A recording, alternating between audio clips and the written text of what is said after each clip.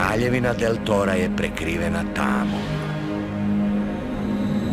Nekada davno postojao je pojas Del Tore koji je štitio kraljevstvo od svakog zla.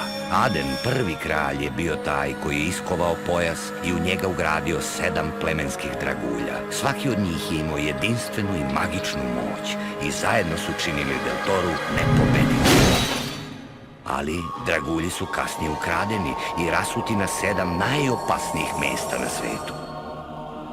To je bilo delo zlog gospodara Senki koji je terorom pokorio zemlju i od tada njome vlada. U tim mračnim vremenima su se rodile nada i hrabrost. Iz tog očaja je iznikao dečak koji će poraziti gospodara Senki i potražiti 7 dragulja. Ovo su avanture Lifa, Barde i Jasmin.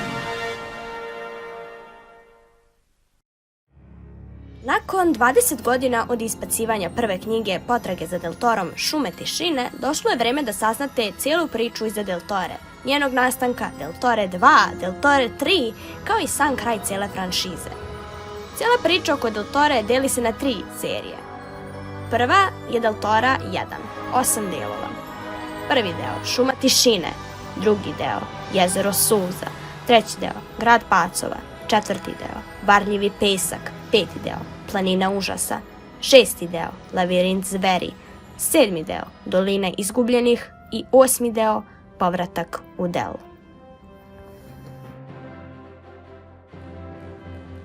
Del Tora 2, 3 dela. Prvi deo, Pećina straha, drugi deo, Ostrvo iluzije, treći deo, Zemlja senki. Del Tora 3, 4 dela. Prvi deo, Zmajevo gnezdo, drugi deo, Kapija senki, treći deo, Ostrvo smrti i posljednja i četvrta knjiga, Sestra sa juga. Pored ovih serijala postoje 4 bonus knjige ili nešto što bi mi nazvali DLC ili ti ova. Prva knjiga, Del Torinih čudovišta, druga knjiga, Priča o Del Tori, treća knjiga, Tajne Del Tore i četvrta knjiga, Zemlja zmajeva. Sada, kada sam navela svaku knjigu, vratimo se na početak. My name is Jennifer Rowe, but you might know me better as Emily Rodda.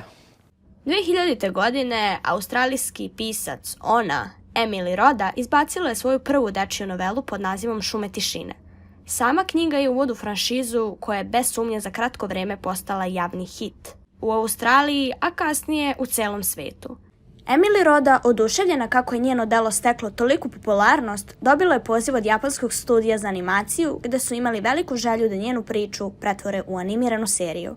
Kako Emily kaže, ljudi koji crtaju mange u potpunosti su oživjeli njenu imaginaciju likova. Jedino gde su imali raspravu je Bardin izgled. Prema njenom mišljenju, Barda je trebao da ima mnogo veću, gušću i dužu bradu. Ali kako su u studiju rekli, lakše im je da animiraju pokrete bez tog dodatka. Tako da je Barda postao Barda kog dobro znamo. Knjige Emily Rodde prodate su preko 18 miliona primjeraka. Pored Del Tore napisala je preko 100 drugih knjiga i jedna je od najuspešnijih i najpoznatijih australijskih pisateljica. Pre nego što počnem, hajde da pogledamo o čemu ću ja tu danas pričati. Za početak spomenut ćemo anime i tu verziju Del Tore. Zatim ćemo proći ukratko kroz celu priču Del Tore hronološki. Pregled kroz svakog lika iz prve serije Del Tore, odnosno iz prvih 8 knjiga, animea. Ukratko, nazvaćemo to kao prva sezona Del Tore.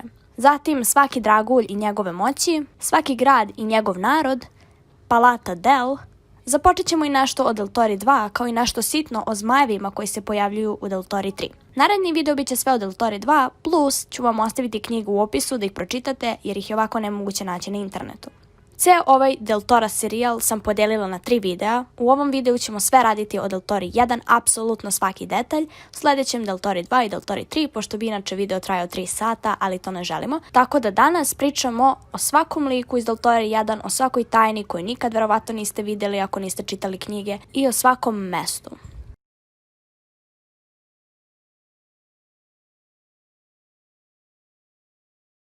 Anime Potraga za Del Torom nastao je po istoimenoj knjizi od autorke Emily Rodde, kao što smo na početku već rekli. Anime ima 65 epizoda i izašao je 2007. godine.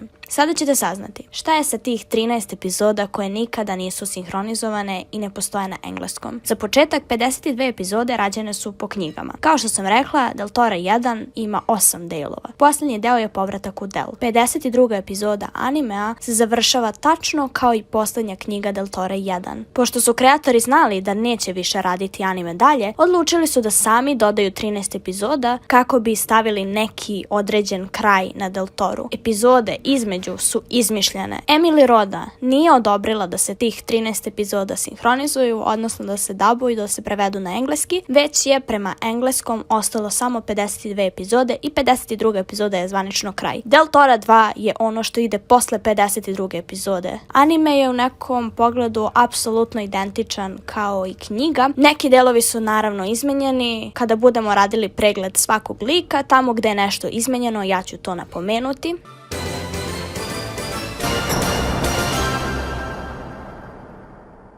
Kada je svet bio mlad, Del Toro je bila poznata kao zemlja zmajeva. Zemlja je bilo jedno od većih ostrva okruženih zastrašujućim zverima koje su obitavale u dubokom plavetnilu. Narode su terorisali morska čudovišta koje su vladala morima i zmajevi koji su bili gospodari neba. Ljudi, podeljeni u 7 plemena, zadržani su na svojoj teritoriji, ratujući često zbog resursa zemlje. Severno od zemlje zmajeva bilo je ono za šta su ljudi verovali da je blizanac njihovog ostrva i nazvan je blizanac. Bez obzira koliko često pokušavali da stignu do tog ostrva, niko više nikada nije viđen. Vekovima je more ostalo nepromenjeno, ljudi zatočeni u svojoj zemlji, ali niko od njih nije mogao da vidi to duboko dole. Slepa, naduta čudovišta ukopana, duboko u stenu morskog dna. Zapadno pleme, Torani, osjetili su da dolazi velika promena. Njihove vođe razbacale su kamenje za proricanje sudbine, a kamenje koje je značilo vatra, voda, smrt i brak često je padalo zajedno, ali nisu znali šta od toga da učine. Jednog mirnog jutra zmajevi su znali da je vreme. U blistavoj masi digli su se u vazduh. Bilo ih je na hiljade, blistajući svim duginim bojama, toliko da su blokirali sunce. Začuo se tihi zvuk sa severa i ljudi su vidjeli kako je more postajalo belo. Morska čudovišta su vodu pičevala u peni, dok su očajnički pokušavala da pobegnu, ali bilo je prekasno. Uz veliko tutnjavo morsko dno na severu se podelilo. Nastala su nova brda, stvorile su se velike pukotine. Ljudi su mislili da je njihovom svetu došao kraj. Pali su na zemlju, pokrivajući uši rukama. Oni koji su ostali živi vidjeli su da severne obale više nema. Umesto toga, velika barijera od planina i stena formirala se u jedan vrh, u liniju bez kraja od istoka ka zapadu. Samo zmajevi koji su leteli visoko na nebu vidjeli su šta se nalazi iza planina. 2 ostrva su se sudarila i zajedno su ih zapečatile nastale planine. A najveća je bila planina užasa, koja je postala novi dom strašnih gnoma. 2 ostrva su postala jedno, baš kao što su Torani i predvideli. I pre nego što su svi duboko nestali, zemlja je svakoj teritoriji dala poklon.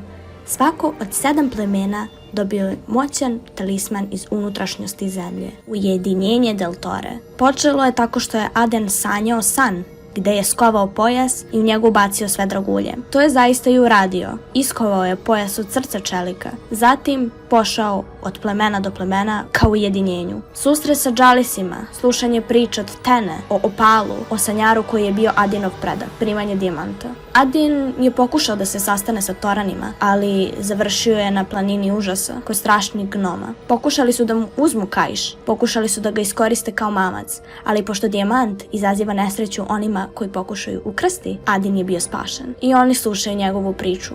Dobija smaragd i proglašen je strelcem Azure. Dobijanje lapis lazulija od narode Mere u Ritmiru.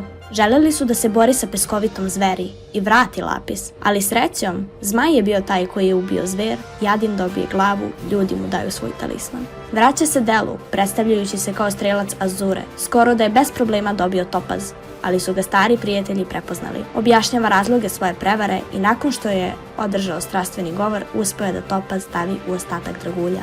Putuje na Hiri po opal. Upoznaje duhove opalovih roditelja koji su bili prokleti da mu pomognu u njegovoj potrazi. Upoznavanje naroda Ralad i sticanje rubina. Pokušaj da dobiju ametist nisu uspeli, jer su Torani hteli da ga zadrže za sebe. I malo im je stalo do toga šta se dešava izvan njihovih mermernih zidova. Tako se Adin pripremio za bitku sa samo 6 plemena i dragulja. Bitka se odvija na Hiri. i oni počinju da izvlače većinu vojski gospodara Senki koje vode 2 čoveka. Torani dolaze kad se učini mračnim i daju Adinu ametist. Adin stavlja posljednji dragulj u pojas, a gospodar Senki i njegove vojske su proterani sa zemlje. Shvataju da dragulji pišu ime i tako se zemlja zove Deltora. Adin je brzo imenovan za kralja, a njegova toranska ljubav Zara postala je njegova kraljica. Torani i druga plemena obećavaju vernost Adinu i njegovim naslednicima.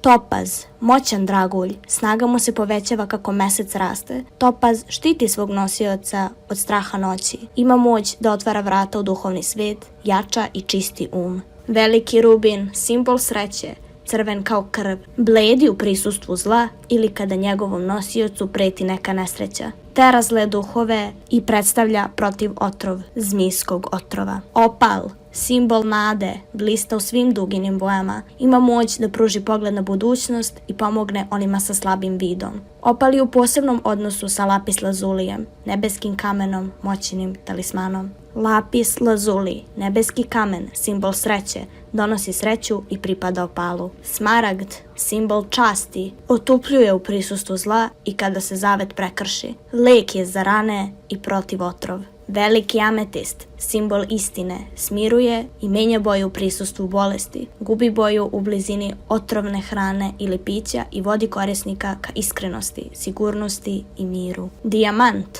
simbol nevinosti, čistoće i snage. Dijamanti daju hrabrost i snagu, zaštitu od kuge i pomažu varnoj ljubavi. Ali uzmite u obzir ovo upozorenje. Dijamant stečen izdajom ili nasiljem ili zavisti i pohlepe, zlo su predznak i donose lošu sreću. Veliko zlo dolazi nad onima koji ih steknu bez časti.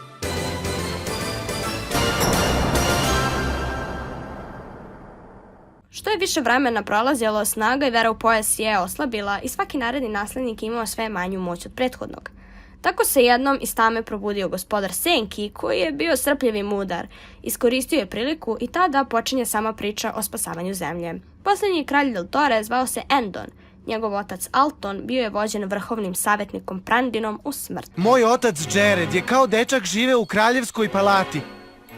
Iako je bio sin sluge, njega i kralja Endona je odgajala ista dadilja.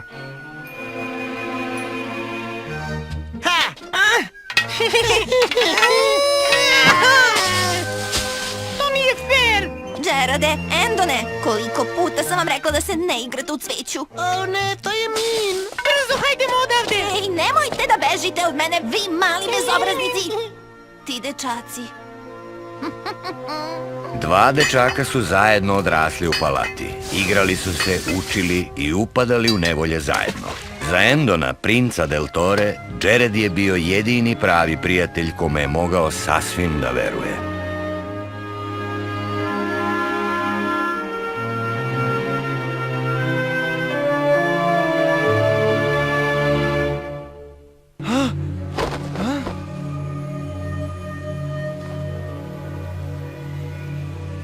Jared, jesi li budan? Da, Pođi sa mnom brzo. Kralj je umro. to ne može biti istina. Endona su svi u palati znali kao dobrog i osjećajnog dečaka. Zbog toga su mnogi mislili da nije u stanju da vlada. Ali čim je simbol naslednika kralja stavljen oko Endovog struka, pojas Deltore, mišljenje plemstva se promenilo. Šta je ovo? Pojas Deltore. Šta će postati kralj? Čije je to? Pojas vladar. Šta se dešava? Šta se... Gledaj kako sija. Šta će biti sada? Oče, učinit ću te ponosnim. Neverovatno, pojas je prepoznao Endona kao kralja. Ha?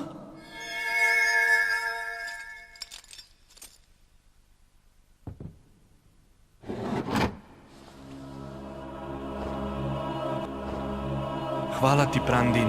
Sada se možeš povući. Da, kralju moj.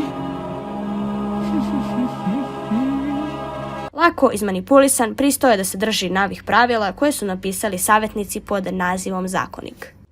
Ono što Endon nije znao jeste da je vrhovni savjetnik sluga gospodara Senki i da ga sve vreme koristi.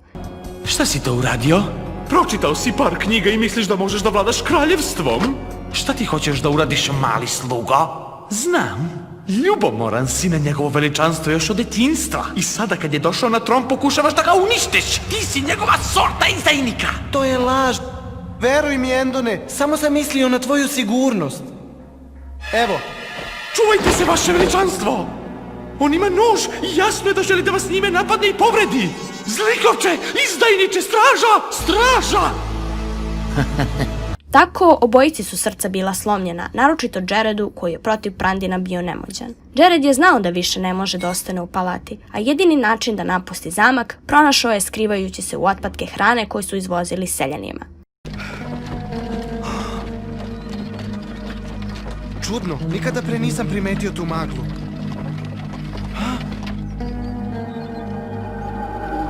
Ne mogu da verujem. Da li grad stvarno ovako izgleda? Mi smo gledali grad iz palate. Nije izgledao ovako, bio je divan. Grad Del, koji su Jared i Endon nekada gledali zajedno, je bio obična laž.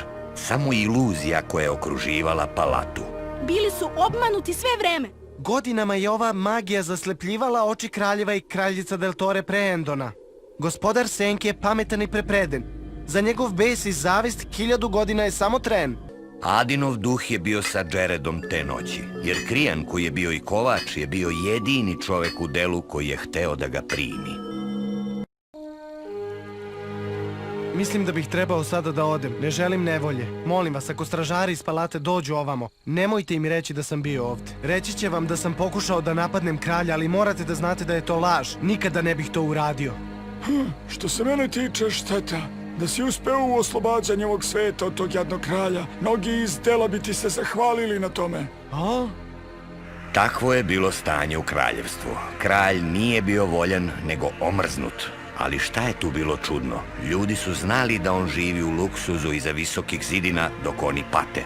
Oni nisu znali da on nije imao pojma o njihovim nevoljama. Stražari neće doći ovamo. Bacio sam tvoju odeću sa litice u more i gledao sam kako je grupa stražara prepoznaje kao tvoju. Što se njih iz palate tiče, ti si se udavio pri pokušaju bekstva.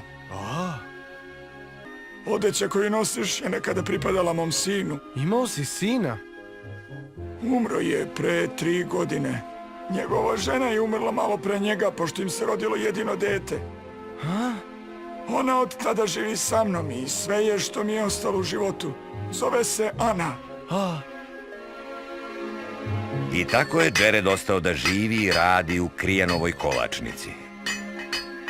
Godine su prolazile. Jared i Ana su se venčali. Stari Krijan je umro i Jared je zauzeo njegovo mesto kao kovač. Jared je znao da je nemoguće da direktno stupi u kontakt sa Endonom, jer sve što je adresovano na kralja prvo je pregledao Prandin i nikada to nije pokazivao njemu. Moj otac je pun nade otrčao do palate misleći da će sve da se promeni. On nije znao da je te noći jedna žena umrla.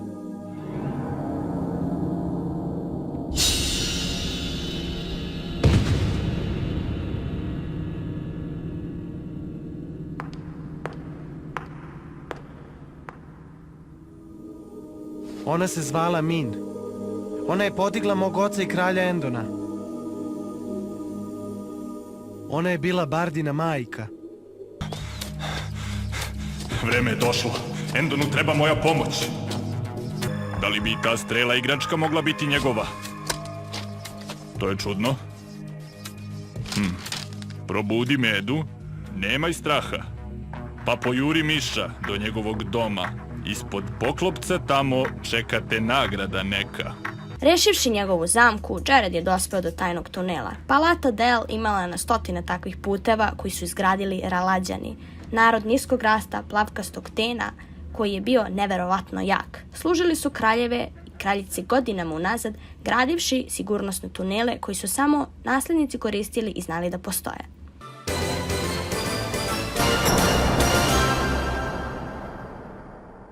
Pre ujedinjenja Del Torre, pleme Ralad bilo je nepoznato većini ostalih 6 plemena, zbog njihove pasivne, stidljive prirode. Ravničari su sa prezirom gledali na Ralade, misleći na njih kao na neuke ljude. Raladi su relativno mali, krhkog izgleda, ali su izuzetno jaki za svoju veličinu. Lako se prepoznaju po svojoj neobičnoj plavkastoj koži.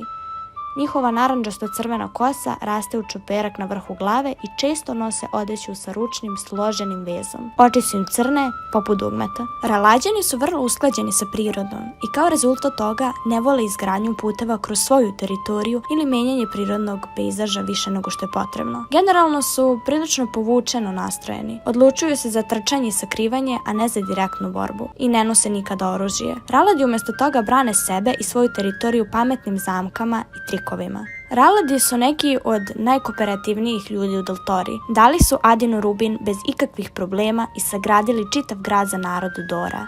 Od ujedinjenja 7 plemena, Raladi su bili relativno česti na drugim teritorijama, jer su često angažovani kao arhitekte. Raladi su naizgled jedino pleme u Deltori koje se prema zmajevima odnosi sa poštovanjem, a ne kao sa opasnim štetočinama. Raladi veruju da su zmajevi važni za sudbinu Deltore i pokušavaju mirno da sarađuju sa zmajem Rubina. Iako su prijateljski raspoloženi, Raladi mogu biti prilično paranoični i vrednuju svoju privatnost, pa je kao rezultat toga nerazumno pokušavati posjetiti Raladin ukoliko niste pozvani. Podrazumeva se da Raladi prave male zamke da bi odbranili svoj dom od neželjenih posetilaca. Međutim, Ralađani se mogu relativno često naći van njihovog grada i oni mogu pozvati dobre prijatelje u Raladin. Kao i svako drugo pleme, i Raladi imaju svoje zakone i protiv zakona je da radite neke stvari na svoju odgovornost bez da se posavetujete sa cijelim plemenom ili vođom. Raladi su veliki ljubitelji muzike, posebno muzike flaute. Puštanje muzike i pevanje su jedine zanimljive aktivnosti koje se dešavaju u Raladinu, a muzika je postala važan način izražavanja emocija kada je Tegan proklela Raladin. Raladi također vežbaju jedinstveni oblik pisanja slika. Imaju abecedu sa simbolima u hiljadama, a odrasli Raladi kombinovat će simbole za brzinu i jasnoću. Abeceda Ralad postala je važan oblik komunikacije tokom vladavine gospodara Senki, ne samo među nemim Raladima, već i među članovima otpora. Tako su mnogi stražari, uključujući i Bardu, u palati znali Ralad jezik. Kao što smo rekli da su Raladi poznati širom Deltore po svojim neverovatnim arhitektonskim sposobnostima, Raladi su bili odgovorni za izgradnju kraljevske palate u Delu, gradu Doru. Izgradili su složene mamce od Raladina kako bi se najmanje 2 puta sakrili od gospodara Senki. Raladi su prilično ponosni na svoju arhitekturu i duboko su uvređeni kada se njihov originalni dizajn promeni. To je jedna od retkih stvari koja može legitimno da naljuti Ralada. Ralad arhitektura se veoma razlikuje. Sposobni su da grade slavne velike palate poput one u Delu ili čitave gradove poput Dora. Sam Raladin je zapravo prilično jednostavan, sa malim kružnim zgradama. Ralad arhitekturu definišu čvrstina i pamet, ali je u cjelini prilično svestran.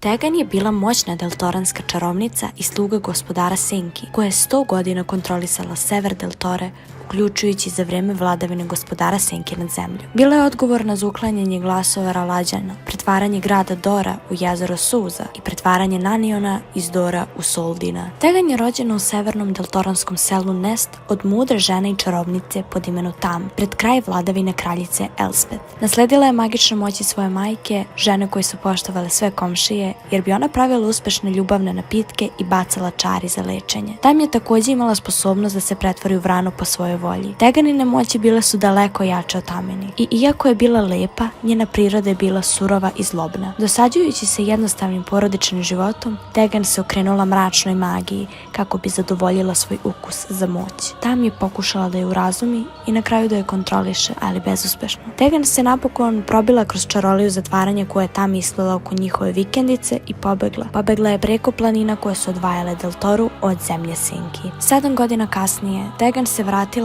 znatno moćnija nego ranije. Nepoznato je šta se dogodilo Tegan u planinama. Kaže se da je možda sklopila nagodbu sa zlim silama koje je tamo poznala. Ali većina je verovala da je naišla na gospodara Senki, koji joj je dodelio mnogo više magične moći. U nekom trenutku Tegan je imala 13 monstruozne dece. A imena dece su Hod, Tod, Džin, Džod, Vivlaj, Zenzod, Pik, Snik, Lun, Lod i naravno groznika Boa. Njih 13 prošetalo je kroz sever Del Torre sa majkom. Neizvjesno je kako su nastali. Da li su ih rodile sile zla ili ih je jednostavno odgajala Tegan, nije poznato. Tegan je uživala u ukusu vrana i gavrana, uprkos sećanju na sopstvenu majku. Zlo u Tegan nastavilo je da raste narednih vekova. Iako je postala starija i više opaka, njen izgled lepe mlade žene nikada se nije promijenio, jer je starost sakrila pod čarobnom čarolijom. Također je stvorila magični oklop nad svojim telom, osim prstom koji bi bacila čarolije. Nijedno smrtno oružje nije moglo probiti ovaj magični štit. Preko 100 godina pre oporavka grada Dor, Tegan je isti pretvorio u odbojno opasno jezero suza. Pre nego što ih je transformisala, obećala im je da će doći gospodar senki. Preobrazila je sve stanovnike grada u stravično morska stvorenja i primorala vođu grada, Naniona, da joj služi u obliku ogromne morske zmije Soldina. Narod Ralad govorio je protiv Tegan, ali čarovnica je uzvratila ućutkujući ih, njima i svim njihovim potomcima. Nekoliko godina nakon invazije gospodara senki na Del Toru, Tegan je napala i pojela gnezdo gavrana. Pobegao je samo jedan član porodice, tek izležena ptica po imenu Kri. Kri je odletao u šume tišini i sreo Jasmin. U jednom trenutku ogromna ptica prevarila je Tegan da bi spasila prijatelju smrti. Pretpostavlja se da je ovaj prijatelj bila još jedna ptica koju je Tegan pokušala da pojede, a kao odmazdu čarovnica je začarala pticu, transformišući je u zlatookog giganta i prisiljavajući ga da čuva most na njenoj teritoriji dok istina i lažne postanu jedno. Kada su Liv, Barda, Jasmin i Manus došli na jezero suze i pokušali da se suoče sa Tegan, pripremala se da transformiše grupu u još čudovišta za jezero suza. Ali u tom trenutku Kri je kljucnuo prst kojim je čarovnica bacala magiju. Jedini njen deo koji je bio nezaštićen i prolio joj krv. Tegan vrisnula od bola i besa i razišla se, a jedini preostali trag je žuta mrlja na stenama. Njena smrt obnovila je glas Ralada, grada Dora i gradsko stanovništva. Poglavice Dora, Nanion i Etina, zauvek zahvalni, poklonili su rubin Lifu. Nažalost, u knjizi Tegan nije pokazala toliko ljubav prema svojoj deci kao u animeu i neke stvari su malo izmijenili. U knjizi ona je bila mnogo više opaka i mnogo više bezobrazna nego u animeu i zaista nije toliko marila za tu njenu takozvanu decu, dok se u animeu kaže da su možda bili stvarno njena deca, međutim nisu. Tegan je bila visoka žena sa zelenom kožom i dugom sivom kosom. Njena zelena koža koja je blistala poput stakla bila je rezultat magičnog štita koji je njeno telo štitio od štete. Njena prava koža bila je kostiju bele boje, što dokazuje vrh njenog levog malog prsta, jedini deo tela koji nije zaštićen. Imala je lepo lice, a krv joj je bila tamno crvena. Izgleda da je Teganin sjajan izgled neka vrsta iluzije. Iza svoje lažne lepote izgleda kao odvratna i deformisana veštica. Za razliku od animea, Tegan se u knjizi nije vratila ni jednom posle svoje prve smrti, tako da je Tegan zvanično bila poražena na jezeru suza. Dok je Tegan u animeu imala svoja 2 povratka.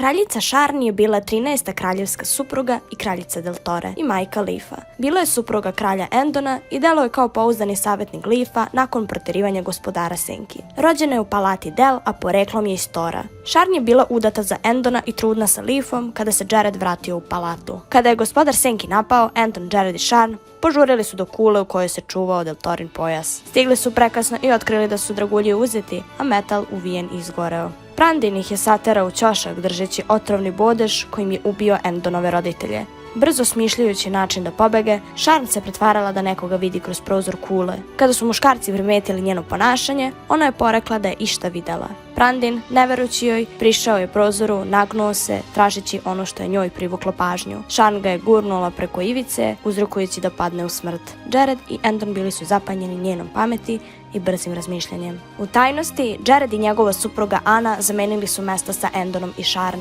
Jared i Ana napustili su kovačnicu, prerušeni u kralja i kraljicu. Endon i Sharn su se obukli u kovača i njegovu suprugu kako bi zauzeli svoje mesto među ljudima. Kasnije, nakon što je gospodar senki poražen, Jared je to nazvao savršenim planom. Kako kaže knjiga, Šarn je bila prelepa i nežna, poreklom iz Tora. Ima tamnu kosu, tamne oči, kao i svi Torani. Takođe, ten beo poput snega. Prilično je niska, što dovodi do toga da drugi misle o njoj kao slaboj i beznačajnoj. Međutim, Šarn se pokazala u većini situacija kao veoma pametna i snalažljiva žena. Njena magija, kao i kod ostalih Torana, bila je da šije magičnu odeću. Iako se nikada nisu upoznali pre dana venčanja, Šarn je zavolela Endona kako su godine prolazile. Podržala je Endona kada je gospodar Senki napao i ubedila ga da sluša Jareda i povrati pojas del Tore. Šarn je bila jaka i hrabra tokom mračnih vremena i kroz sve ovo podržava Endona. Kada Endon umre, Šarn tuguje za njim, pokazujući da ga je zaista volela.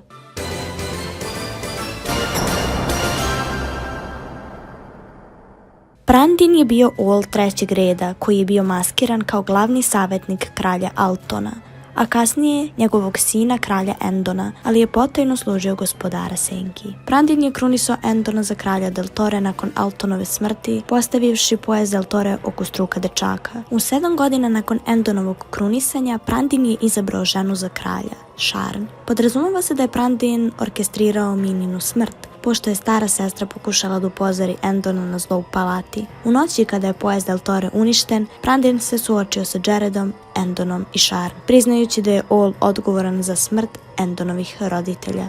Prandin se obradovao, objašnjavajući kako su glavni savjetnici generacijama oslabili kraljevsku porodicu. Dok je Prandin razgovarao, Šarn je prevarila Prandin da pomisli da je videla nešto izvan kule i kada je Prandin prišao prozoru da se sam uveri, kraljica ga je gurnula s kule u smrt. Jared, Endon, Leaf, pa čak i Barda pomešali su Prandinov izgled sa Followom. Follow je samo dobio lik Prandina, međutim nije znao njegovu prošlost i Follow nije znao kako i kada je Prandin umrao. Takođe, Follow nije znao da je Šarn bila ta koja je ubila Prandina.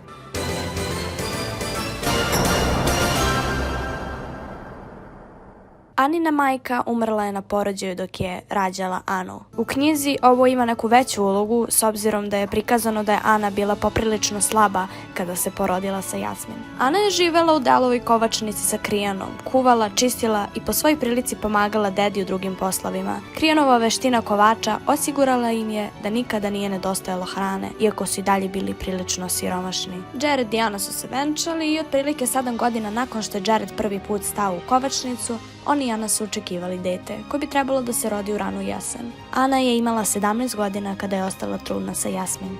Ana je spazila 7 Ak-baba na nebu, upozorivši svog supruga, koji je stigao baš na vreme da vidi signal za pomoć kralja Endona. Jared je Endonu spomenuo Anu i njihovo nerođeno dete kada je saznao da Endon i njegova supruga Šarn očekuju svoje do kraja leta. Jared i Ana su pobegli iz dela umjesto Šarn i Endona. Njihov plan je bio da odu u Toru, Delin sestrinski grad na zapadu, i da potraže utočište. Ali od Torana dobili su samo odbijanje. Nemajući više gde da odu, Jared i Ana odlučili su da odu u šume tišine. Ana je u šumi rodila ćerku Jasmin nekoliko mjeseci kasnije. Dala joj je ime po cvetu. Kada je Jasmin imala 7 godina, Anu i Jareda odveli su sivi stražari koji su prešli dug put do šuma i zemlje Senki. Iznenadili su Jareda i Anu jer je većina grada odbila da se približi šumama zbog gubitka sa kojima su se suočili kad su to učinili. Ana je bila ta koja je Jasmin dala znak da ostane i ćuti sakrivena u paprati. Ana i Jared poslati su u zemlju Senki gde je Ana umrla.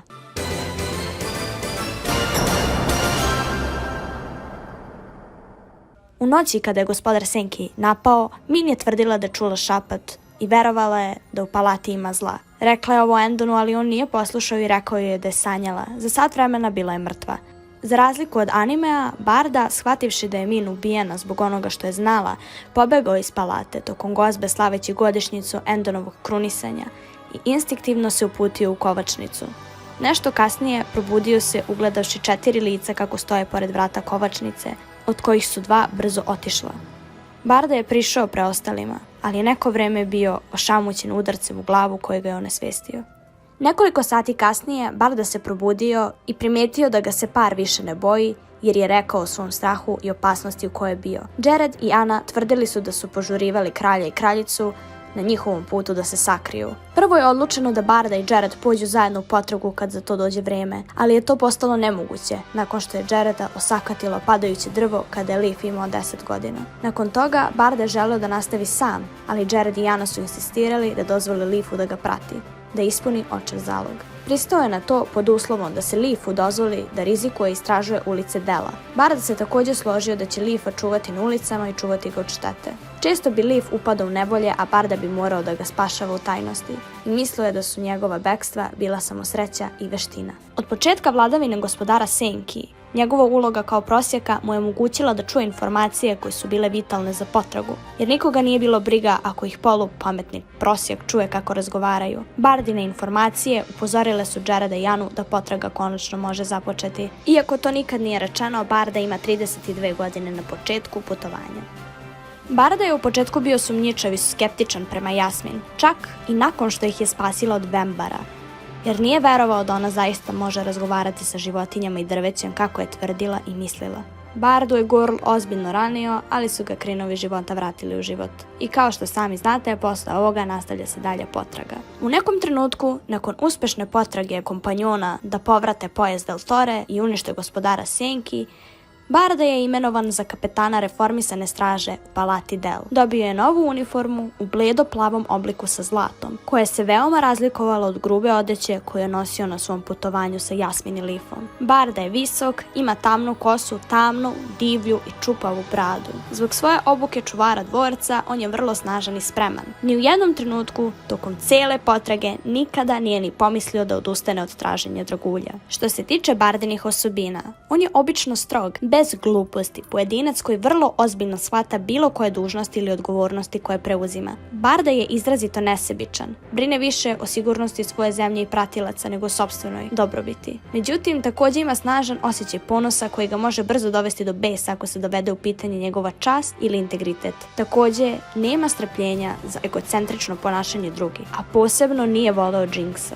Međutim, više od svega prezire ideju da je beskoristan ili nesposoban da pomogne drugima kada im je to potrebno. Barda je na početku želeo da uvek bude sam, želeo je u potragu također da ide bez ikoga. Međutim, njegov stav se promenio nakon što su Leaf i Jasmin zajedno uspjeli da savladaju Gorla i pritom mu spasu život, čineći ga da shvati vrednost pratilaca. Toga, međutim, nije sprečilo da postane nestrpljiv sa oboje svojih putnika, posebno imajući u vidu njihove sopstvene prirodne tendencije ka tvrdoglavosti i lakomislenosti. Budući da je Barda najzreliji od troje saputnika i obično najraspoloženiji, Barda često pomaže u rešavanju svađa između Leafa i Jasmin i vraćanju stvari na staro. Ima popriličan nivo simpatije, često pokazujući strpljenje prema onima za koje Leaf ili Jasmin izražavaju nesklonost zbog neznanja. Međutim, i Barda ima svoje ograničenja, što se pokazalo kada je bio frustriran Neridinim odbijanjem da krene svojim putem kako je dogovoreno. Također je prilično slobodan sa svojim mišljenjima, posebno kada misli da su ili Leaf ili Jasmin predložili nešto brzopleto. Uprkos tome, on ima istinsku naklonost prema svojim saputnicima i mrzi što je izostavljen iz bilo kog aspekta njihovih avantura.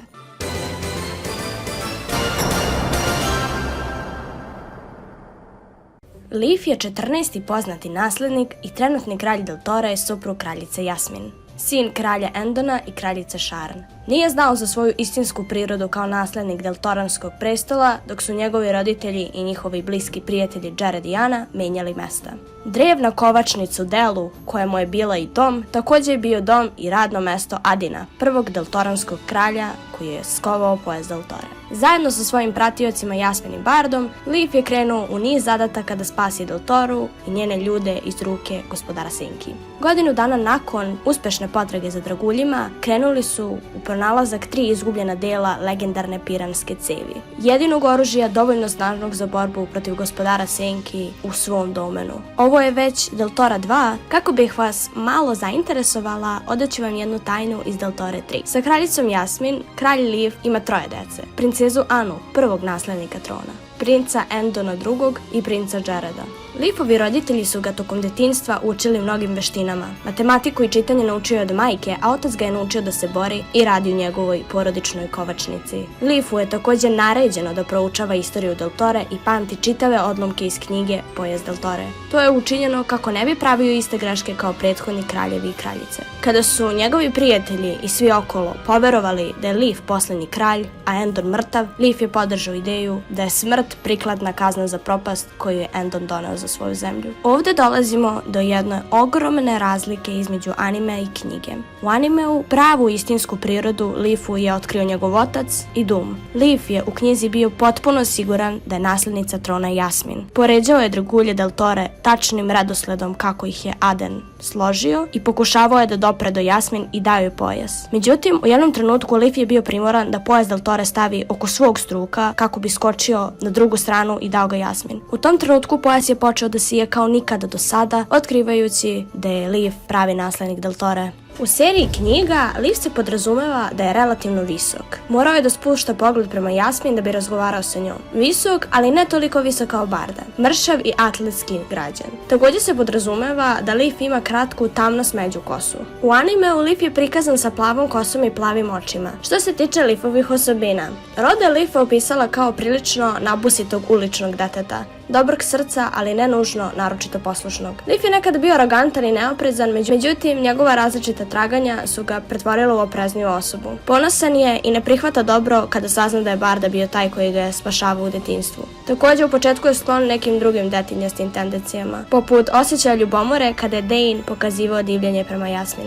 Uprko svemu ovome, Leaf je saosjećajan, ljubazan, dobrodušan. I dalje ga snažno kontrolišu sentimenti i često pušta srce da ga vodi. To se vidi kod njegovog prvog susreta sa Jasmin, kada je saznao koliko je njen život bio nemilosrdan i okrutan. Kasnije, kada čuje za moći piranske cevi, ovaj osjećaj ga tera da progoni Jasmin u podzemno more. Stanovnici dela ga doživljavaju kao velikodušnog spasitelja i rado bi mu dali svoje živote. U Deltori 2 Leaf mnogo pokazuje svoju ljubav za Jasmin. Leafova glavna sposobnost je njegova brzina. Na igrama u Ritmiru Barda je rekao da bi Leaf trebao biti u kategoriji brzina. Pored svojih fizičkih sposobnosti, Leaf se također pokazao dobro u matematici, jer je njegova majka tražila od njega da prouči tu temu. Također je prilično lukav i sposoban je da stvori brojne planove koji često pomažu junacima da pobegnu od opasnih neprijatelja. Međutim, on ima nekoliko područja u kojima nije toliko spretan. Jedan od njih je okretnost. Kad god bi bio primoran da se penje na drveće posle Jasmin, često bi posrnuo ili bio izuzetno spor u poređenju sa drugima. Također ima problema da ohladi glavu. Često se svađa sa Jasmin oko sitnica i prilično je brzoplet, bacajući se u lice opasnosti da zaštiti one koje voli. Osim kada mu se izričito kaže da ne pokušava i ne čini ništa. U knjigama, kao i u animeu, do samog kraja, Leaf je bio taj koji bi rešio teške zagonetke. Što se tiče Leafovih odnosa sa ljudima, Leaf je jako voleo svog oca. Kada je gospodar Senki poražen, oni svi su gledali kako njegov otac izgovara posljednje reči, kako je ponosan što su njegove nepravde poništene i što će njegov sin biti veliki dobar kralj. Podstaknut očevim rečima, Leaf je obećao da će ga učiniti ponosnim. Također, po prvi put u ovom delu Leaf pušta suze. Kasnije, jedno od svoje dece će nazvati po svom ocu. Nerida mu je bila simpatična, dok nije saznao njenu pravu lukavu prirodu. Što se tiče Marilyn, koja je njegova žena u drugom delu, o tome ćemo pričati u sljedećem videu. I sami ste svesni njegovog odnosa sa Jasmin. Zaljubljen je nju otprilike prvog dana kada je video i na kraju se venčava sa njom.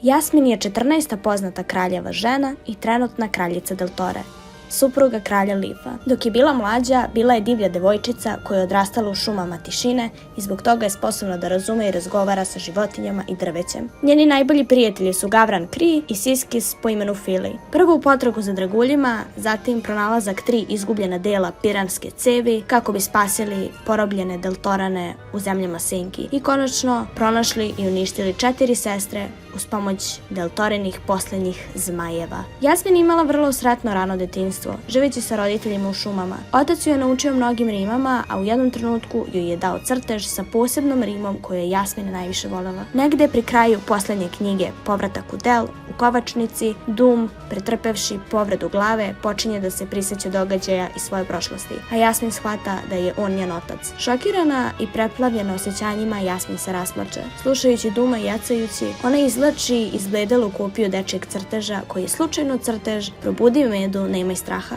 koji je Endor nacrtao kao dete, a koji je tajni put u palatu naveo Jaredu. Sigurna sam da niste znali ovaj detalj, a i lepo je saznati. Pod pretpostavkom da to znači da je Doom Endon, a samim tim Jasmin naslednica, Leaf i Barda postiču da stavi pojas i prihvati svoje mesto kraljice Deltore. Zapanjena, u početku Jasmin odbija, na kraju pristaje. Međutim, pojas ne blista, a Jasmin otkriva da ona nije Endonova ćerka kako se se prvobitno mislilo, već Jaredova. Jasmin izražava olakšanje na ovo, govoreći princu Leafu da bi bila strašna kraljica, pošto je bila divlja devojka iz šume. Takođe, navodi svoju želju da se vrati u šumu, jer su grad i palata za nju zatvor i prekid slobode. Što se njenih osobina tiče, Jasmin je duhovita i vrlo brz mislila. Takođe je vrlo tvrdoglava i brzo donosi zaključke. Ima duboku vezu sa životinjama i prirodom.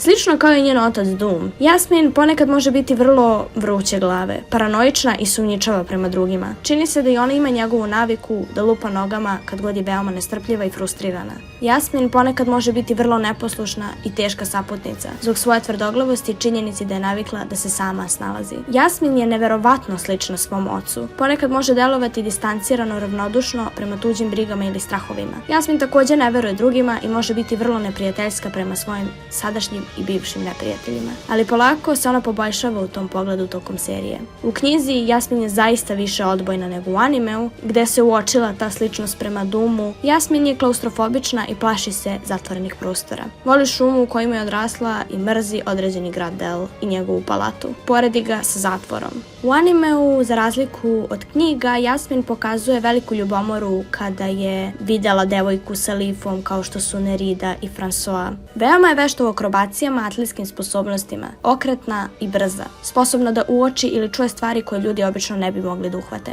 Još jedan izuzetan kvalitet je njeno fotografsko pamćenje. Jasmin ima dugu kovrđavu crnu kosu, divlju. Po neki put njena kosa postaje brown na svetlu. Kako kaže Emily Roda, ima lice poput vilenjaka sa zašiljenom bradom, kosih crnih obrva i zelenih očiju poput majke Ane. Njena odeća, za razliku u animeu gde je roza i crvenkasta, siva je i napravljena od ostatka sivih stražara koji su bili hrana Vembaru. Što se tiče njenih odnosa sa njenim ocem, na početku nije bilo sve baš tako jednostavno, jer pre nego što je saznala tu drastičnu istinu od njega, nije bila neki naročiti fan Dooma, zato što je u njemu videla sebe.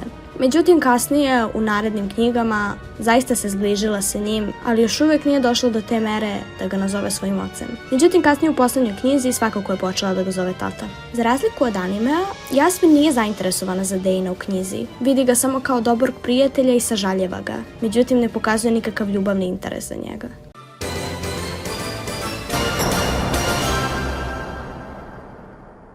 Dane je bio član pokreta otpora za koga je kasnije otkriveno da je All trećeg reda, sa zadatkom da se infiltrira u Leafovu potragu kao mamac i prestolonaslednik Del Tore, prema naredbi gospodara Senki, uzimajući lik dečaka iz plemena Tore blizu Leafovih godina. Dane se pridružio otporu i zaradio poverenje pratilaca tokom različitih susreta kroz potragu. Kao konačan plan u slučaju da Del Toro pojas bude obnovljen, Dane je na kraju prevario pratioce da pomisle da je on naslednik i pokušao da sabotira. Doom je bio poznat po tome što može da prepozna i otkrije olove. Međutim, Doom nije prepoznao Dana kao All trećeg reda. Postoje dve verzije objašnjenja. Jedno objašnjenje jeste da Doom može da prepozna samo olove drugog i prvog reda. A drugo objašnjenje jeste, pošto je Dane njemu predstavio sebe kao siroče kome su odveli roditelje sivi stražari i ubili ih, da je Doomu ta priča izgledala poprilično poznato s obzirom da su njega i njegovu ženu takođe odveli sivi stražari i ostavili njegovo dete kao siroče. Međutim, kako kaže knjiga i anime, Doom nije imao svoje sećanja, ali ja se svakako držim iza ovoga jer je dosta tragova dovelo do toga da pomislim na to i jednostavno mislim da se Doom sažalio mnogo na Dana. Pošto sam poprilično sigurna da Danovu priču i sve što je uradio znate, to se i ne razlikuje mnogo od knjige, neću mnogo pričati o njegovim osobinama i tim glupostima, svakako ga ne volim. Međutim, reći ću jednu glavnu razliku između animea i knjige. Što se tiče animea, Dane je imao onaj mali deo gde je on navodno zaljubljen u Jasmin, što se u knjizi takođe nikad nije dogodilo. A druga stvar jeste da je njegova smrt potpuno drugačija u animeu nego u knjizi. Za početak, on u knjizi obaveštava gospodara Senki da je namamio Leafa i njegove prijatelje u palatu i bla bla bla, oni tu spremaju neki napad na njega i tada se budi gospodar Senki. Dok u animeu, Dane je hteo da sam ubije Leafa i sam je napravio tu zasedu na njih. Dane došao i naredio svim stražarima da ciljaju Dana jer ne želi da mu Dane uzme svu slavu. Dane ima potpuno bledu kožu, tamnu svilenu kosu i tamne oči kao svi Torani i on je specijalno izabrao svoj fizički izgled kako bi nasamario sve ostale da pomisle i da je naslednik i da je zaista iz Tore. Zato što su svi kraljevi del Tore uvek ženili toranske žene.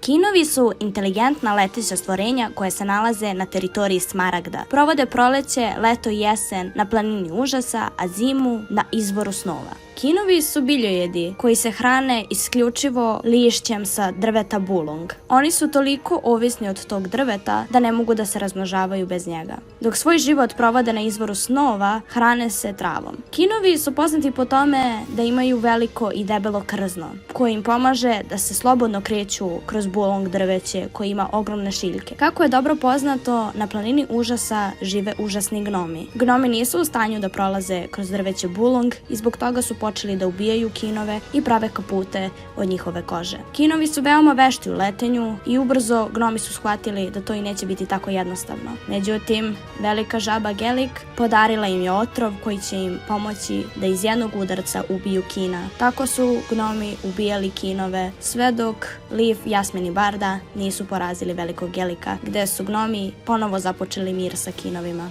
Kinovi su nešto poput malih zmajeva koji podsjećaju na kengure, koji imaju krzno i šape.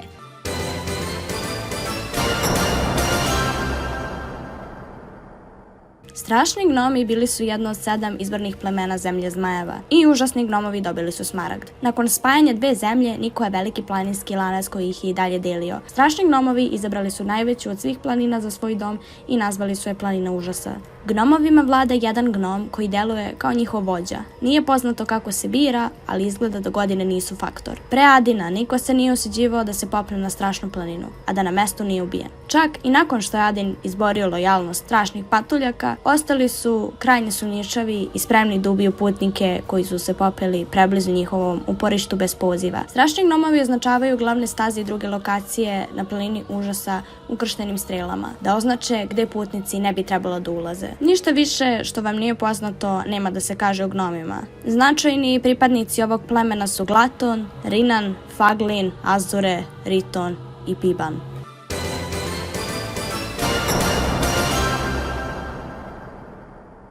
Devetoro rakačara bili su besmrtni vladari grada Norac. Ranije ih je vodio prvi rakačar Ris. Da bi se planovi gospodara Senki za 4 sestre ostvarili, bio je potreban ravničarski grad Hira, očišćen od svog stanovništva. Da bi postigao ovaj cilj, gospodar Senki je poslao 9 svojih slugu u grad da uzgajaju pacove. Vremenom, kako se populacija pacova povećala, sluge su preuzimale maske hvatača pacova i polako postajali vođe. Također su u to vreme otkrili zmiju Rija, a gospodar Senki je naložio hvatačima pacova da nahrane Riju u zamenu za zmijsko podaništvo. Na kraju se populacija pacova toliko povećala da su ljudi iz Hire odlučili da napuste svoj grad. Izgradili su veliki opkop oko južne ravnice Hire koja je postala poznata kao široka reka i naselili su se u novom gradu nedaleko od grada nazvanom Norac. 9 hvatača pacova postali su vladari ovog grada i preimenovani su u 9 rakačara. Kao nagradu za svoju lojalnu službu, gospodar Senki je obdario 9 besmrtnošću. Nakon što je gospodar Senki proteran iz Eltore, rakačar je prisilio ljude Noraca da napuste svoj grad i krenu u zemlje Senki. Maršu je prisustvovao Tom koji je kasnije informacije preneo Bardi. Sem Risa, preostali rakačari sedeli su u areni Senki, zajedno sa Olima i raznim drugim slugama gospodara Senki tokom otkrivanja projekta konverzije. O projektu konverzije u sljedećem videu. Tom je odrastao na ravničarskoj teritoriji sa Avom i smejućim Jackom. Trojica braća i sestara delili su psihičku vezu koja im je omogućavala da povežu svoj kao da su jedno. To im je omogućilo da znaju šta drugi rade, čak i ako su miljama daleko. Kada su 2 brata i sestra krenuli svaki svojim putem, Tom je osnovao malu prodavnicu na granici ravnice i područja Ralad, na ravničkoj strani granice. I njegov simbol je munja. S obzirom na to da su Tomovi proizvodi na neki način očigledno magični, moguće je da je Tom neki korisnik magije ili u najmanju ruku zna kako da izrađuje magične predmete. Ovu teoriju potkrepljuje činjenica da ljudi iz ravnice rađaju čudna bića, a Tom zaista ima neobičan dar povezivanja uma sa svojim bratom i sestrom. Tom je poslovan čovek i većinu stvari radi zbog novca, uvek željan zarade, ponekad pohlepan. Iako nudi besplatan poklon za svakog kupca, daje ga samo na zahtev. Tom voli da misli da je neutralna strana. Iako se može pretvarati da je nepristrasan, Tom je neprijatelj gospodara Senki, kao i svaka druga osoba u Otporu. Ima dobar odnos sa sestrom Abom i osjeća odgovornost za zlo dela svog brata, smejućeg Jacka.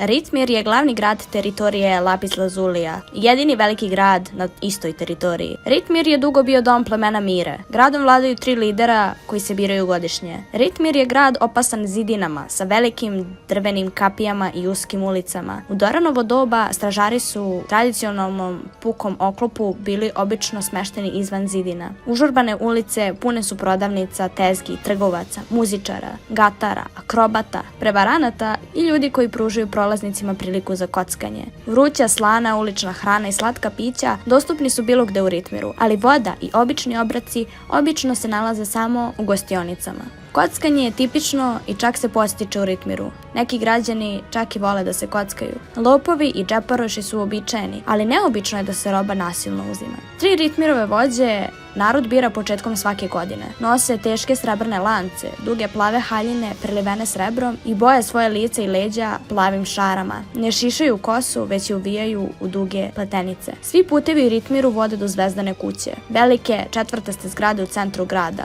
3 izabrana vladara Mire obično se mogu naći u istoj kući. Po dolasku u Ritmir svi putnici dobijaju srebrno obojenu zvezdu i upućuju se u Zvezdanu kuću gde mogu dobiti dozvolu za boravak u gradu. Vojnici su smešteni oko zgrade i mogu uputiti putnika u sobu u kojoj će službenik razgovarati sa njim da bi dobio dozvolu. Zvaničnik će pitati putnika za njegovo ime, odakle je došao i razlog za posjetu i koliko dugo namerava da ostane. Putnik može imati poteškoće u dobijanju dozvole ako je došao sa teritorije Opal. Ako se putnik bez dozvole nađe u Ritmiru, pola sata nakon ulaska mogao bi biti kažnjen novčanom kaznom ili čak zatvorom. Najpoznatiji događaj u Ritmiru jesu Ritmirske igre. Tokom invazije gospodara Senki, Ritmirske igre trajale su 11 godina, pružajući gospodaru Senki glavne borce za njegovu arenu Senki.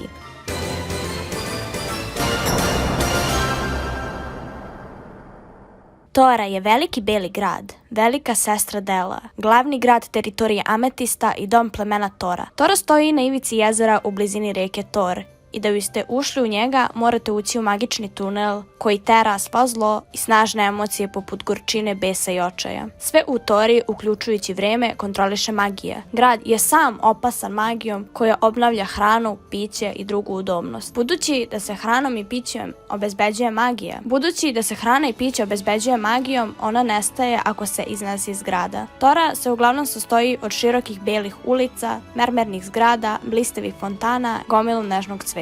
Kako u Tori nema prodavnica ni tezgi, nema se šta kupiti jer se u Tori ništa ne prodaje. Pre nego što je Tora sagrađena, članovi plemena živjeli su u kolibama od trave i pruteva, a imali su i kuću za sastanke od pletenih grana u kojoj su bacali svoje gatačke kamenje. Rečeno je da je Tora magijom isklesana iz jedne mermerne planine i da je jedan komad bez ikakvog šava ili pukotine. Nakon što je završen, Torani su se uselili u grad i postavili ametist na mermerni sto u centru velikog stola u srcu grada. Torani su bili poslednje pleme koje je Adinu poklonilo svoj talisman za izgradnju pojasa Del Tore. Posle bitke za Del Toru, Torani su položili zakletvu vernosti Adinu i njegovim naslednicima. Ako bi se zakletva prekršila, Torani bi bili proterani iz svog grada i živjeli bi u nečasti. Kako su vekovi prolazili, Torani su postajali oholi i samozadovoljivi. Kada je Jared, pretvarajući se da je Endon, pisao Toranima moleći za utočište, oni su odbili. Zakletva je prekršena, a celokupno gradsko stanovništvo odvedeno je u dolinu izgubljenih. Tamo su živjeli kao podanici čuvara gotovo 17 godina. Nakon što je gospodar Senki proteran i Liv krunisan za kralja, dozvolio je Toranima da se vrate u Toru i oprostio za njihov greh.